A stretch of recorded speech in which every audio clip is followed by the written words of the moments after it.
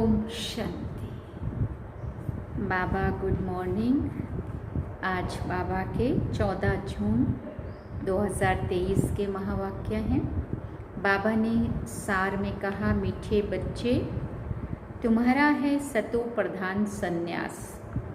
तुम देह सहित सारी पुरानी दुनिया को बुद्धि से भूलते हो। बाबा ने प्रश्न पूछा, तुम ब्राह्मण बच्चों पर कौन सी जवाबदारी बहुत बड़ी है?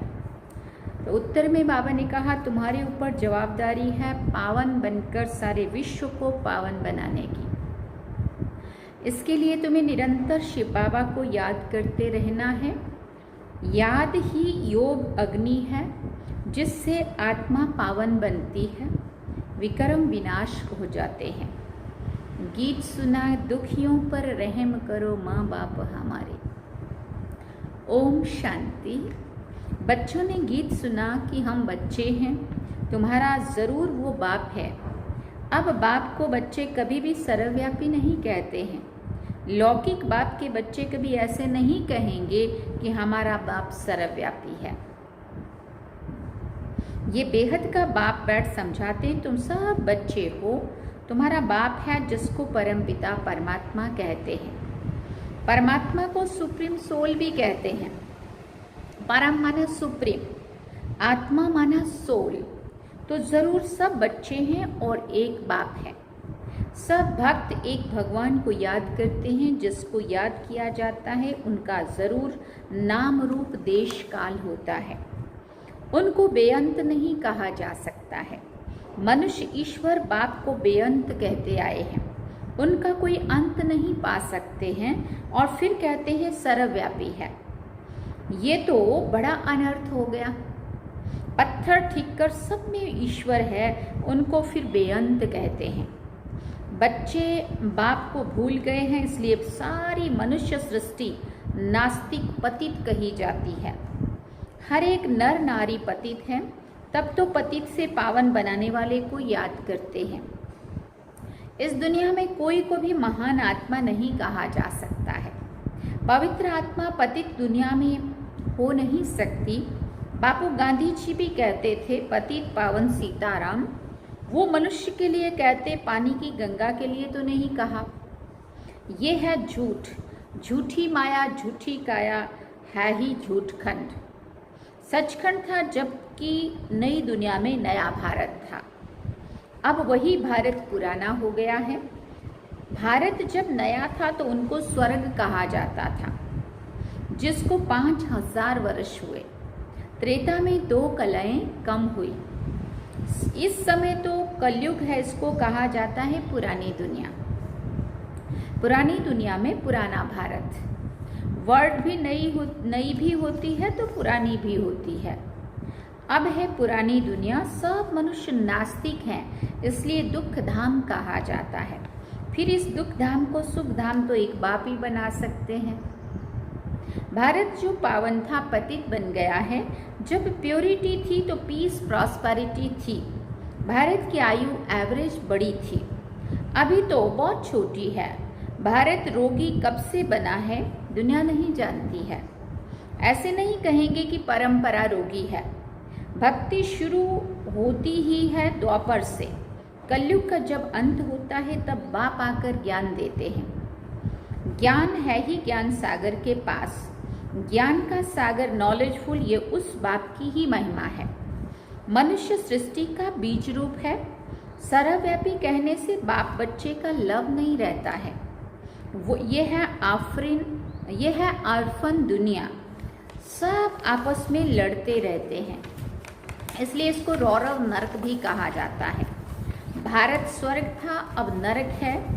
ये किसी को भी पता नहीं पड़ता है कि हम नरकवासी हैं तो ज़रूर नरक से ट्रांसफ़र भी होंगे। परंतु ऐसे नहीं कि नरकवासी पुनर्जन्म फिर स्वर्ग में ले सकते हैं।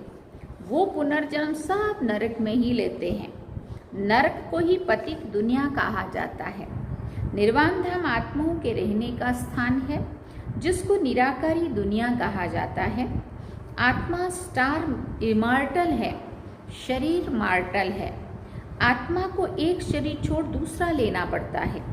84 जन्मों का भी गायन है। चौरासी लाख जन्म भी गपोड़ा है। बाप समझाते हैं जो भी आत्मा पार्ट बजाने आती है आकर ऑर्गन्स में प्रवेश करती है, परंतु सबके 84 जन्म भी नहीं हो सकते हैं। सतयुग में जो देवी देवता होंगे उन्हों के ही 84 जन्म होंगे। बाप कहते हैं आगे भी कहा था, तुम अपने जन्मों को नहीं जानते हो, मैं बतलाता हूँ, तुम हो ब्रह्मा कुमार कुमारियाँ। अच्छा, ब्रह्मा का बाप कौन है? क्या कहेंगे? शिव। ब्रह्मा विष्णु शंकर है शिव बाबा के बच्चे। उन्हों को भी अपना सूक्ष्म शरीर है। परमपिता परमात्मा को अपना शरीर नहीं है। बाप कहते मेरा नाम ही शिव है। भले कोई रुद्र भी कहते हैं, कोई सोमनाथ भी कहते हैं, हूँ तो मैं निराकार। बरोबर भारत में शिव के मंदिर भी हैं। ज्ञान का सागर परमपिता परमात्मा को ही कहा जाता है, श्री कृष्ण को नहीं कहेंगे। वो तो सतयुग का प्रिंस है, उनमें ये आदि मध्य अंत का ज्ञान नहीं है। सतयुगी देवी देवताओं में भी ये ज्ञान नहीं है। तुम जानते हो अभी हम हीरे तुल्य बन रहे हैं। परमपिता परमात्मा के सिवाय कोई राजयोग सिखला ना सके। श्री कृष्ण को परमात्मा नहीं कह सकते। परमात्मा सिर्फ एक निराकार को ही कहा जाता है। उस बाप को ही सब भूले हुए हैं। इस समय सब पतित तमो प्रधान है। बाप कहते हैं ये सारा वैरायटी मनुष्य सृष्टि झाड़ है। तमो प्रधान रोगी दुखी है। भारत कितना ऊंच था, अभी तो कंगाल है। शास्त्रों में तो कल्प की आयु ही लाखों वर्ष लिख दी है। समझते हैं कलयुग को भी 40,000 वर्ष चलना है। बाप समझाते हैं यह है घोर अंधियारा। अब ज्ञान सूर्य प्रगटा, अज्ञान अंधेर विनाश। ये है ज्ञान सूर्य। बाप है ज्ञान सूर्य। वो आकर अज्ञान अंधियारे को मिटाते हैं। अभी है ब्रह्मा की रात। सतयुग त्रेता को ब्रह्मा का दिन कहा जाता है। तो तुम हो ब्रह्मा कुमार कुमारियां, ब्रह्मा के बच्चे। ब्रह्मा तो विश्व अथवा स्वर्ग का रचयिता नहीं है, निराकार हेवनली गॉडफादर की महिमा है।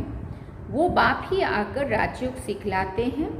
बाप कहते हैं हे बच्चे, आत्माओं से बात करते हैं। आत्मा ही सब कुछ सुनती है, धारण करती है और संस्कार ले जाती है। जैसे बाबा ने समझाया है, लड़ाई के मैदान में मरते हैं तो संस्कारों अनुसार जन्म लेकर फिर लड़ाई में चले जाएंगे। हाँ, उनको अंदर वो संस्कार भरा हुआ है। जैसे ही वो बड़े होते हैं उनको फिर से ऐसा लगता है कि उनको मिलिट्री में, आर्मी में, पुलिस में भर्ती होना है। इस समय सबकी आत्मा ही तमो प्रधान है। सब एक दो को दुख देते रहते हैं। सबसे बड़ा दुख कौन देते हैं? फिर बाबा ने पूछा, जो तुम्हें परमात्मा से बेमुख करते हैं। इसलिए शिव बाबा कहते हैं बच्चे तुम उन सबको छोड़ो। गॉड इज वन कहा जाता है ना। तुम सब ब्राइड्स हो, सजनिया। मैं हूं तुम्हारा ब्राइड ग्रूम। हे सजनिया, फिर बाबा ने कहा हे सजनिया। जी बाबा बोलिए, तुम बिल्कुल लायक नहीं हो स्वर्ग में चलने के। साजन को पसंद नहीं आ रही हैं। हाँ, जैसे नहीं दूल्हा कहेगा भाई अच्छे से तैयार हो, मेरे साथ चलना है तो मेकअप कर। हाँ, नहीं तो तुम मेरे साथ नहीं चलना। तो बाबा भी क्या कह रहा है, हे सजनिया तुम तैयार नहीं हो स्वर्ग में चलने के लिए। माया ने तुमको बिल्कुल नालायक बना दिया है। यह है रावण राज्य। सतयुग में है राम राज्य। राम शिव को कहा जाता है। अभी तुम हो ब्राह्मण। परमपिता परमात्मा जो स्वर्ग की स्थापना करते हैं उनसे तुम स्वर्ग का वर्षा ले रहे हो। भारतवासियों को स्वर्ग का वर्षा मिल रहा है। कलश माताओं पर रखा है। माता गुरु बिगर किसी का कल्याण नहीं होता है। जिसके लिए गाते हैं त्वमेव माताश्च पिता त्वमेव, उनको फिर सर्वव्यापी कहना कितनी बड़ी भूल है। माता पिता को फिर बेअंत कह देते हैं। गाते भी हैं तुम माता पिता हम बालक तेरे, तुम्हारी कृपा से सुख घनेरे। फिर बाप पर दोष कैसे रखते हो? बाप तो आकर पतित से पावन बनाते हैं। पतित रावण बनाते हैं। अभी रावण राज खत्म हो, राम राज्य फिर शुरू हो जाएगा। इस चक्र को अच्छी रीति समझना है। बेहद की हिस्ट्री ज्योग्राफी बेहद का बाप ही सुनाएंगे। यह है रुद्र ज्ञान यज्ञ, श्री कृष्ण का यज्ञ नहीं। वही गीता का राजयोग है, वही गीता का राजयोग है, परंतु श्री कृष्ण कोई ज्ञान नहीं देते हैं। यह है रुद्र शिव भगवान उवाच। रुद्र ज्ञान यज्ञ से ही विनाश ज्वाला प्रकट हुई है। अब तुम बच्चे आए हो माता पिता से स्वर्ग का वर्षा लेने। ये कोई अंधश्रद्धा नहीं है। यूनिवर्सिटी व कॉलेज में कोई अंधश्रद्धा होती नहीं है। यहाँ पर अंधश्रद्धा की बात नहीं है। तुम बाप से बेहद स्वर्ग का वर्षा लेने के लिए मनुष्य से देवता बनने आए हो। ये गॉडफादरली यूनिवर्सिटी है। बाप समझाते हैं ये भारत दैवी राजस्थान था। हीरे जवाहरातों के महल बनते थे। भक्ति मार्ग में भी सोमनाथ का मंदिर कितना बड़ा बनाया है। उनसे पहले क्या होगा? अभी तो भारत कंगाल है। फिर सिरताज बनाना बाप का ही काम है। अभी तुम बच्चे जानते हो हम माता पिता के सन्मुख बैठे हैं और 21 जन्मों का सुख पा रहे हैं। बाप कहते हैं हे आत्माएं, अब तुम मुझे याद करो तो मैं तुम्हारा गाइड और लिबरेटर भी हूँ। वर्ड की हिस्ट्री ज्योग्राफी कैसे रिपीट होती है ये तो बच्चों को समझाया जाता है। इसमें अंधश्रद्धा की कोई बात नहीं है। तुम्हारा है सतो प्रधान बेहद का संन्यास। तुम पुरानी दुनिया को बुद्धि से छोड़ते हो, इसलिए बाप कहते हैं सर्वधर्मानि परित्यज्य। देह सहित देह के जो भी संबंध है सबको भूल अपने को अशरीरी आत्मा समझो। बाप कहते हैं इस देह का भान छोड़ो। मुझ बाप को याद करने से ही तुम्हारे पाप भस्म होंगे। निरंतर मुझे याद करो और कोई उपाय नहीं है। अंत तक याद करना है। माया जीते जगत जीत बनना है। माया पर जीत एक शिव बाबा ही पहना सकते हैं। अच्छा, अब बाप शिव शक्तियों द्वारा भारत पर अविनाशी बृहस्पति की दशा लाते हैं। बाप कहते हैं मैं स्तन का लोन लेकर इनका नाम ब्रह्मा रखता हूँ। तुम ब्रह्मा कुमार कुमारियाँ वर्षा लेते हो शिव बाबा से। याद भी शिव बाबा को ही करना है। वो कहते हैं मेरा एक ही नाम शिव है।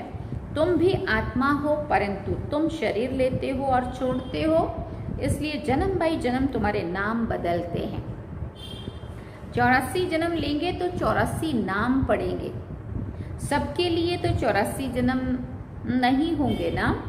कोई के 80, कोई के 60, कोई के 5-6 जन्म भी हो सकते हैं। मेरा नाम एक ही शिव है। शिव बाबा को याद करते रहो तो विकर्म विनाश होंगे। योग अग्नि बिगर कोई पावन बन नहीं सकते। तुमने प्रतिज्ञा की है बाबा हम पवित्र बन भारत को पावन बनाए फिर राज्य करेंगे।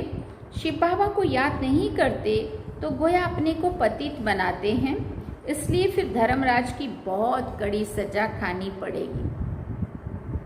तुम्हारे पर बड़ी रिस्पॉन्सिबिलिटी है। बाप को याद करते रहना, ये है रूहानी यात्रा। अच्छा, मीठे मीठे सिकिल दे बच्चों प्रति नंबरवार पुरुषार्थ अनुसार माता पिता बाप दादा का याद प्यार और गुड मॉर्निंग। रूहानी बाप की रूहानी बच्चों को नमस्ते। हम रूहानी बच्चों की रूहानी माता पिता बाप दादा को दिलवा जान सिकवा प्रेम से याद प्यार गुड मॉर्निंग नमस्ते। थैंक यू बाबा, शुक्रिया बाबा। अवधारणा के लिए पहला पॉइंट है निरंतर एक बाप की याद से माया जीत जगत जीत बनना है। पवित्र बनकर भारत को पवित्र बनाना है। दूसरी बात, बुद्धि से बेहद पुरानी दुनिया का संन्यास करना है। इस देह भान को भूलने का अभ्यास करना है। देही अभिमानी रहना है। वरदान में बाबा ने कहा किसी से किनारा करने की बजाय सर्व का सहारा बनने वाले विश्व कल्याणकारी भव।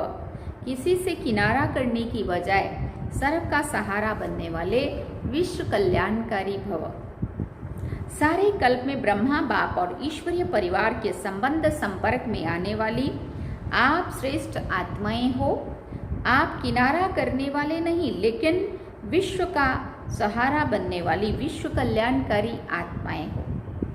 परिवार के अविनाशी प्यार के धागे के बीच से निकल नहीं सकते, इसलिए कभी किसी बात में, किसी स्थान से, किसी सेवा से, किसी साथी से किनारा करके अपनी अवस्था अच्छी बनाने का संकल्प नहीं करना। ये आदत डाली तो कहाँ भी टिक नहीं सकेंगे, सब जगह किनारा ही करते रहेंगे। इसलिए ना किसी को सिलेक्ट करो, ना किसी को रिजेक्ट करो, ना किसी को निकालने की बात करो, ना किसी के वहाँ से निकलने की बात करो, है ना। क्योंकि संस्कारों को तो बदलना ही है, अगर वहाँ नहीं बदले तो और जगह जाके बदलेंगे, ऐसा ज़रूरी नहीं है। ये बहुत बड़ी बात कही बाबा ने।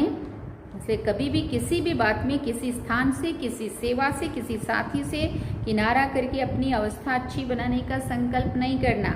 ये आदत डाली तो कहाँ भी टिक नहीं सकेंगे। अंडरलाइन करने वाली बात है। स्लोगन में बाबा ने कहा, कर्म भोग का वर्णन करने के बजाय कर्म योग की स्थिति का वर्णन करो। कर्म भोग का वर्णन करने की बजाय कर्म योग की स्थिति का वर्णन करो। अच्छा, ओम शांति। मातेश्वरी जी के मधुर महावाक्य।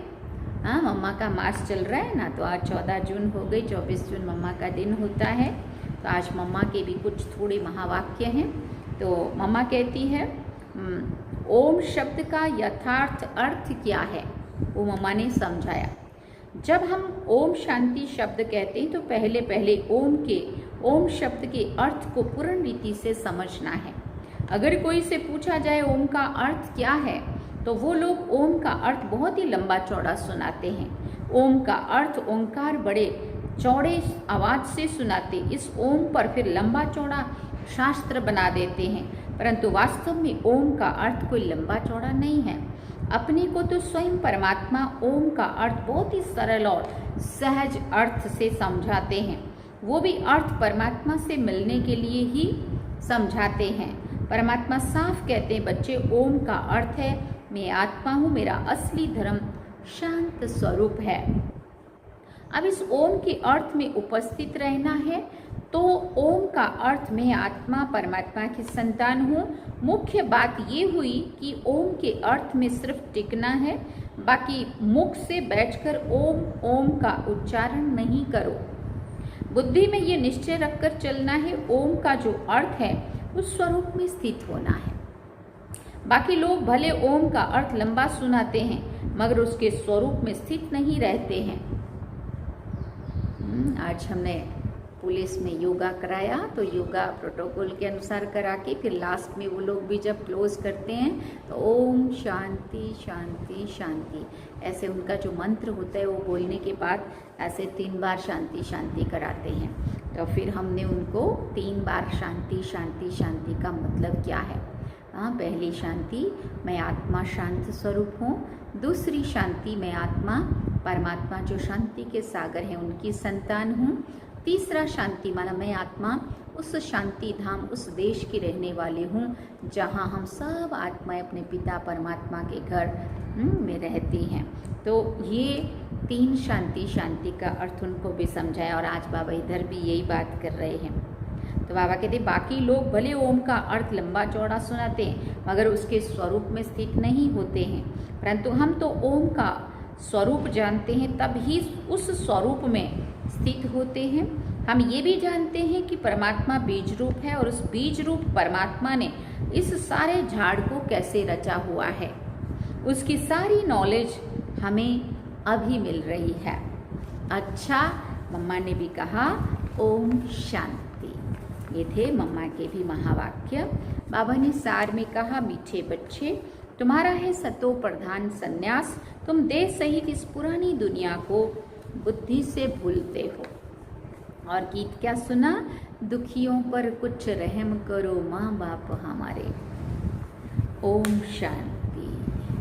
तो ये थे आज के महावाक्य जो हम सभी ने सुने। अब हम बाबा को याद करेंगे। चलिए बाबा की याद में ओम शांति।